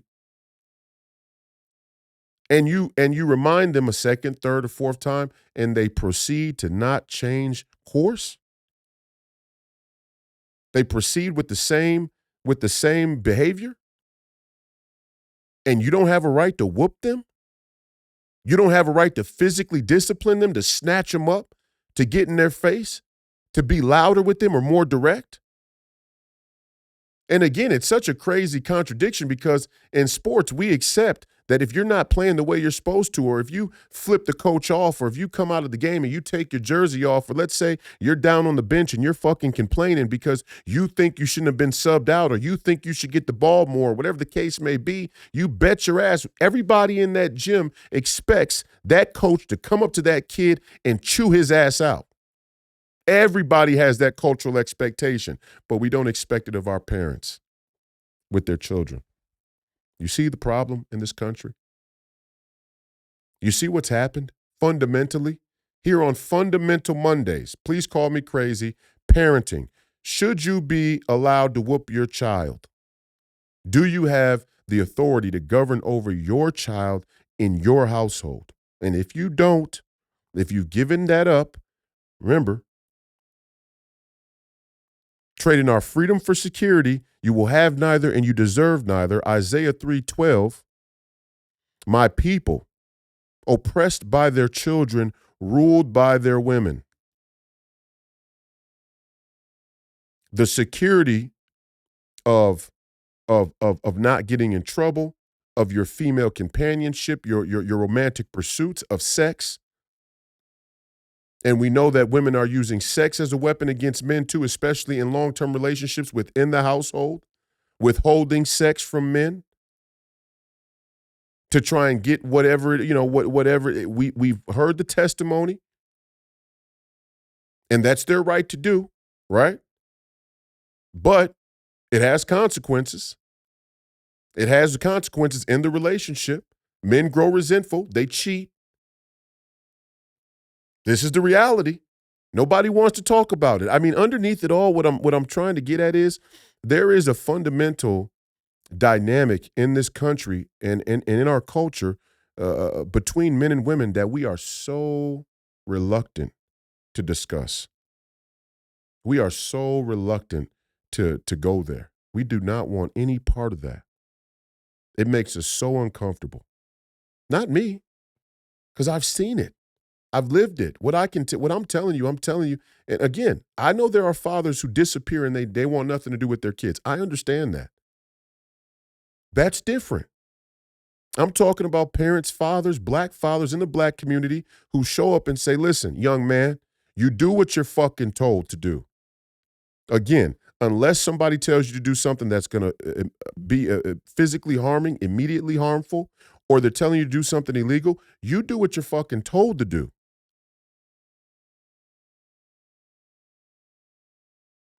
Then everybody says, "Oh well, everybody rebels against their parents. Everybody rebels."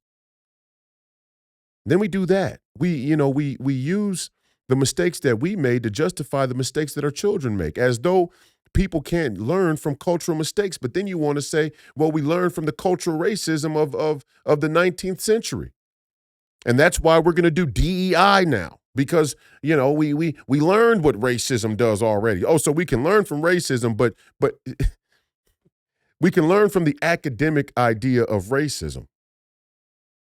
We can learn from that. We can change our cultural sentiment and the way that we approach a number of institutions and a number of social issues because of racism, but you can't address the mistakes that you made in your personal life coming up or growing up as a young person and implement that into parenting. That's impossible to do. What a fucking racket. This is the philosophical, sort of esoteric, abstract nature of bullshit. Bullshit. We're just bullshitters. And that's probably the gravest sin of our education system and the way that we've taught our people in this country is we've sort of created this abstract intellectual pursuit where we kind of, everything is so, non-tangible. Everything is so, not tangible anymore. It's like, well, you got to think of it like this. I don't have to think of it like any fucking thing. If your child and your parents tell you to do something that isn't going to harm you or isn't illegal, you fucking do it. You do it. If you don't do it, there'll be consequences. If you're disrespectful in not doing it, if you're disrespectful in your rebellion, there'll probably be physical discipline. And some kids are different than others. Some kids, you only got to discipline once, and they get it. And then some kids, you got to discipline more often. You got to redirect them and correct them more often. And then some kids get physically disciplined, and the mother, a lot of times, the mother goes back and tries to undermine the father's authority because of her own personal beef. It's happening all across this country, and you all are afraid to say it. Even you Christian conservatives, you're afraid to just call that out. And when I say Christians have become soft, it's even in the Christian community. You're following your women around like sad puppies. It's disgusting. It's sick. And you wonder why the feminist led, and then I see you online, it's all a projection of your own crisis of masculinity, is what it is. That's what Fox News is. That's what the Fox News echo chamber is based upon. It's a projection of the failure of masculinity. The crisis of femininity is a failure of masculinity. And that's what a lot of the conservative impetus is about. But then you hate the manosphere. Oh, well, these men that are just, because you don't really want to have to confront your wives. You don't really want to have to confront that root fundamental cultural dynamic between men and women, all the way back to the Genesis story of Adam and Eve. You don't want to have to confront that part. Why? A number of reasons. You don't want to have to be divorced because the courts are going to fucking slam you. You don't want to be sleeping on the couch or be alienated romantically, sexually, emotionally. You don't want to lose your children in some custody battle. There are a bunch of reasons why men, forego a fight with their women, about fundamental philosophy and parenting style. But what is the result? What's the result? My people, and I go back to Scripture, for all you Protestants in the audience, sola scriptura, Isaiah 3:12, my people, oppressed by their children, ruled by their women, misled, turned from the path. I know it's uncomfortable, but this is such an important issue. I am deeply disturbed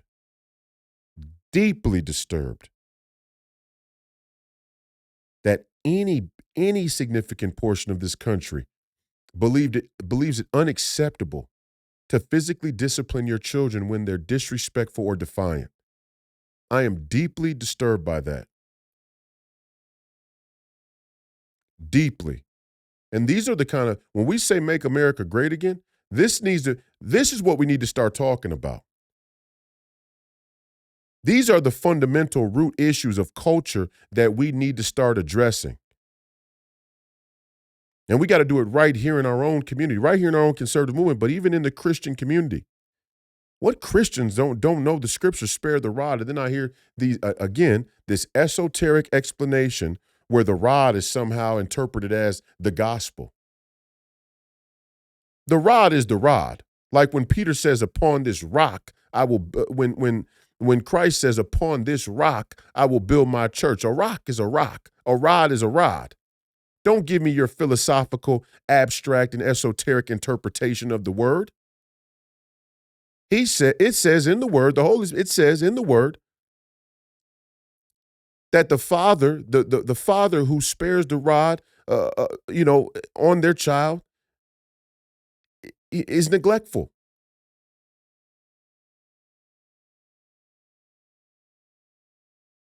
Now you want to be diligent and your discipline as well, and that makes perfect sense.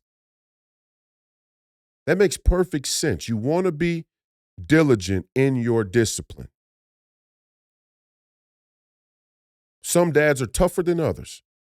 We love the military. I grew up with a military father. Talk to somebody who grew up with a military father. They all tell you the same thing. They talk about how strict it was.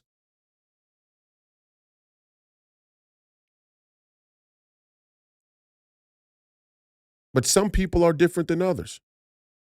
And we're not saying every time a kid messes up or makes a mistake or doesn't, forgets to make their bed or leaves a plate uncleaned in the kitchen, that you go to beating them. That's ridiculous. Nobody's saying that. But we have a problem with gauging reason in this country. When we deem one thing to be unacceptable, we have this tendency to drift way over into the extreme. So where, yeah, there were times where men, and parents were beating the shit out of their kids for their own dissatisfaction with life, and that's abusive for sure. But again, if you're a child and you blatantly disrespect your parents, or you openly defy them, and then you double down on the defiance by basically saying, I'll do whatever the fuck I want to do because I think I can, you deserve to be physically disciplined. And the fact that there is any portion of America that says there are no circumstances with which physical discipline is appropriate, you people are fucking soft, and you are the exact problem with this country. The self-righteous, pretentious nature of that worldview is so perverse and so naive and so detached from reality. You should look yourself in the mirror and you should feel shame. You should be ashamed of yourself. Honestly. I mean that honestly. Your 14-year-old kid is caught in a stolen car. The police catch him. They bring him down to the station. They call you because he's a minor or a juvenile. And you ride down to the station to pick him up, and you don't give him a beating on the way home? You've got to be kidding me. You're going to talk to him? It's unbelievable. Fundamental Monday, parenting. Is it okay to whoop your child or not? Under what circumstances? What is the culture of family, parenting, and fatherhood in America today? Again, I was deeply disturbed to find out that there's a portion of this country, specifically in the conservative movement, that believes it unacceptable to use physical discipline on your children in any and all circumstances. It is the pussification and feminization of our society, point blank. And a lot of you Christians are just as guilty of it as the liberals. In fact, a lot of you Christians are liberals. There are a lot of Christian liberals in this country. Soft. And you wonder why the Satanists have taken over. Now, I know a lot of liberals are going to see this and go, oh, well, as those crazy right-wingers, they're just, they'll say anything, whatever. Doesn't matter what they'll say. We know they'll lie. They'll lie. They'll pretend like there isn't a problem with young black men shooting each other. They'll pretend like it has no correlation to the policies that Democrats have put in place in black communities for 60 years. They'll lie until the fucking sun comes, until the cows come home. They'll lie. We know they'll lie. But how about we start telling the truth? How about we try and engage with these voters and these communities, and just in general, for our own sacred honor? How about we try and engage in the political conversation by telling the truth, the whole truth, and nothing but the truth? There's no such thing as illegitimate children. Every child is a legitimate child in the eyes of God. As soon as you lose that, you lose the sanctity of life. You lost everything. It's no wonder we have a global military-industrial complex that views people as inventory. Inventory worth far less than the bombs they drop on them. There's no wonder. And again, I say in closing, if your children disrespect you or are defiant, you have every right, legal right, to use physical discipline, and you should. There's a big difference between physical discipline that is justified because of your children's behavior and just beating them because you're having a bad day. But it's not a blurry line. Because if your child listens to what they're told to do, if your child is respectful, then you have to deal with your bad day on your own. But it's no different out there in the world. Do your children know how to de-escalate things? Do your children know how to handle controversial situations, confrontational situations? Or is your kid out there driving at 16 and somebody cuts him off and he goes to flip him the bird and cuss him out, and then all of a sudden that person pulls over and pulls out a gun and shoots the kid in a road rage incident? And it's happening all over this country because people have no sense of temperance. And hey, I get it. Sometimes you got to cuss a motherfucker out. You're talking to Smash Mouth, firebrand, populist Royce White. I mean, I don't mince words. But I do find I am a person who has some temperance. I mean, you got to really take me there. You got to really take me there for me to go off on you. Or God forbid, for me to have to, be physically violent with you. It has to be a situation that absolutely calls for it. But it's the same thing with children. And it is the same thing. Nobody's saying a parent should just come home beating their kid because it's Tuesday. No. But if you curse your parents out, you get to, oh, fuck you, fuck this, or whatever the case may be. Even if your parents use profanity, I hate that example. Well, you taught them to do it. Do as I say, not as I do. Okay? Sounds hypocritical, but it isn't. There is a respect, again, there is a respect line between being an adult and a child. And when we blur that line for some cultural or social justification, like, well, the kids are following the adults. There used to be a saying in the black community, and I think hopefully it's still prevalent: stay out of grown folks' business. This is grown folks' business. You don't concern yourself with grown folks' business. You don't do what the grown folks do. I mean, by that thinking, it's like saying, well, because your kid sees you come out of the house and get in the car and leave to go to work every day, they should feel like they can come out of the house and jump in the car and leave anytime they want. You're a fucking kid. You're a child. There are certain things that adults do and get to do and have the privilege to do, like drinking. It'd be like saying, well, your kid watches you drink wine. Your kid watches you drink beer on Sunday. So at 14, they should be able to drink a beer?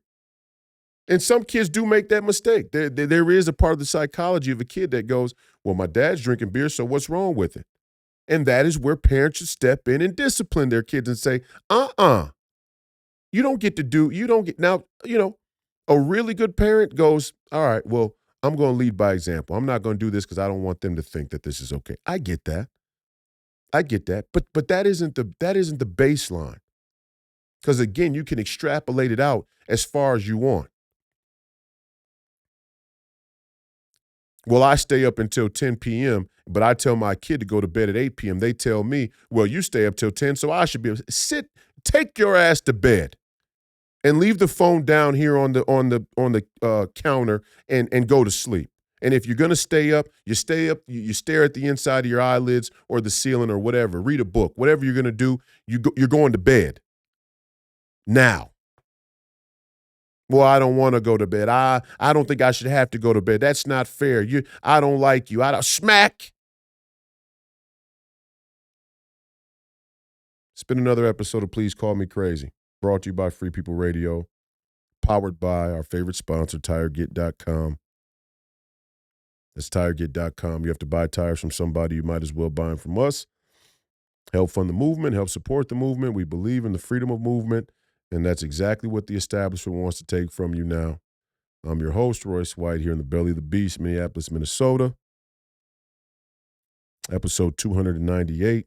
Again, if you didn't get a chance, go back and watch our Saturday night Family and Friends edition with Angela Stanton King, relative of the Martin Luther King Jr. family, goddaughter of Alveda King. Hopefully we can get her on the podcast at some point in the future.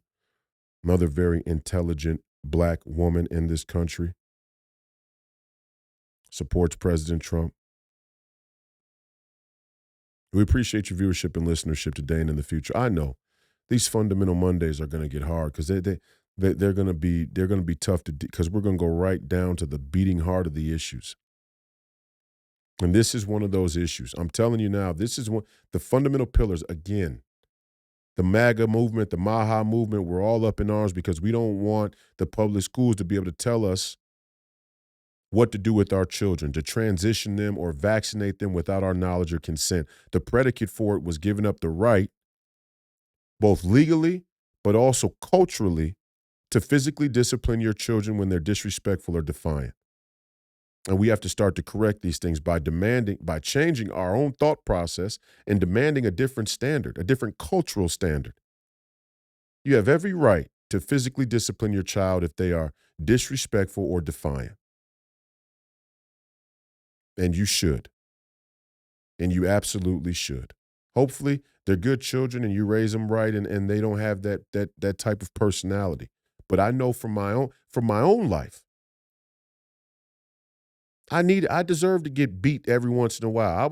I did some things where I deserve to be whooped.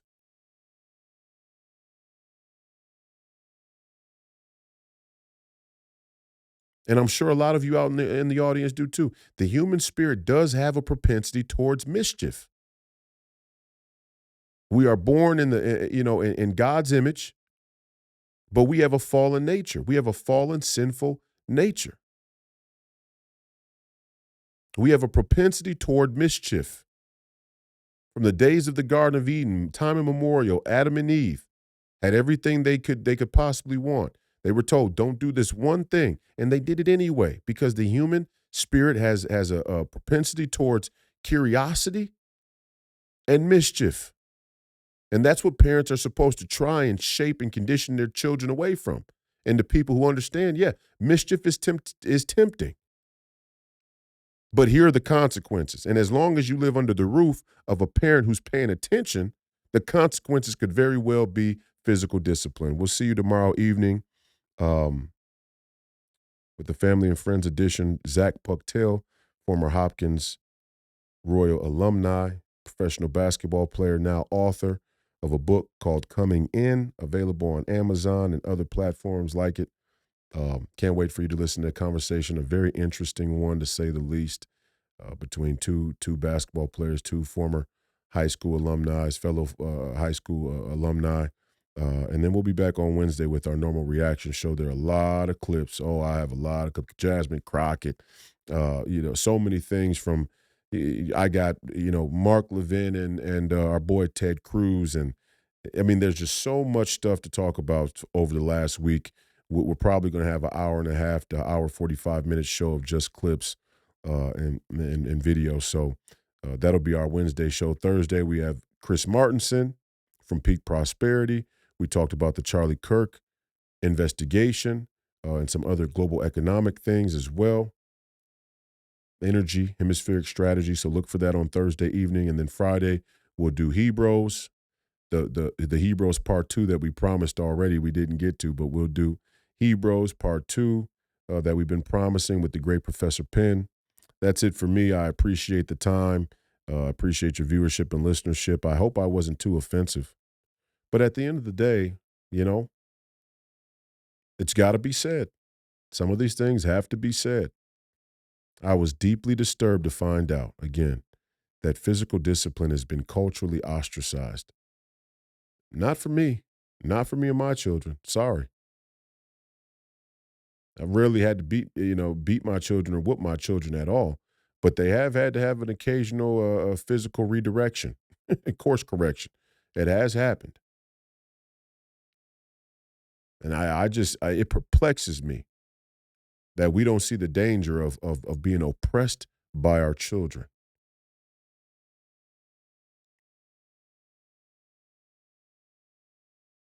It's another example of our unwillingness to stand up straight, and defend the principles, the honor, the sacred honor.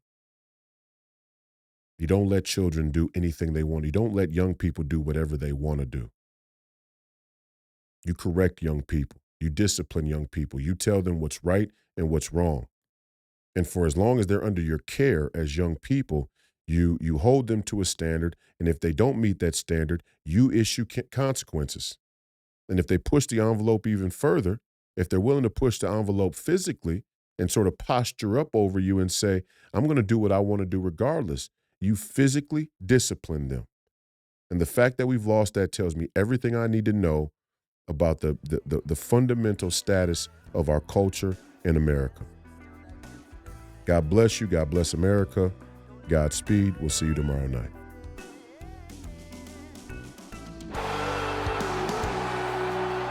Everything's up on the bar. We're all in.